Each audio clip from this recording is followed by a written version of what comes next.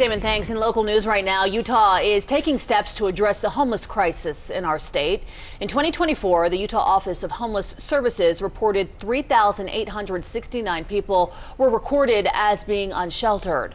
That is defined as someone without a home and not utilizing homeless services. In 2023, that number was 3,687, growing from 3,556 in 2022.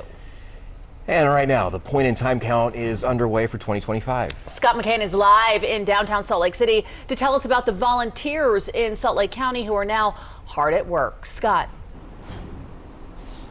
Yeah, good morning, guys. And the point in all of this is, again, as you mentioned, provide an assessment to state officials in particular on the state of homelessness here in Utah and the kind of resources that are needed, and the bottom line and all of that, the funding mechanisms needed to help folks who don't have a home, and especially on code blue nights like last night and early this morning, bitterly cold nights.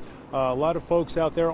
The good news, though, as they start the pit count this year, because of the code blue situation, a lot of those individuals are in shelter. They're able to really be able to get a little easier head count on who's out there and the kind of resources that they're needed.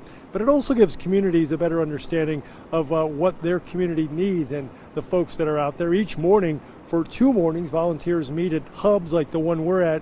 Then they head out to designated areas, survey individuals who are experiencing homelessness, and some survey questions focus on barriers to housing, physical and mental health, domestic violence, and self-sufficiency, and they couldn't do it without the volunteers.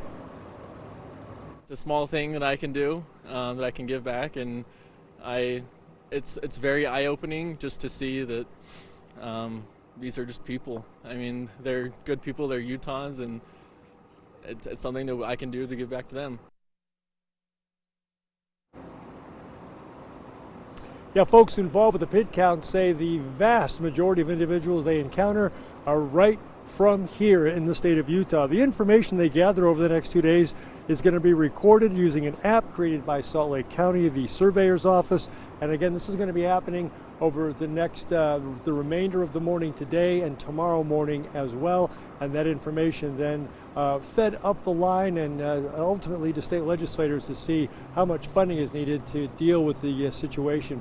For now, we're live in Sugar House Park. Scott McCain, Fox 13 News, Utah.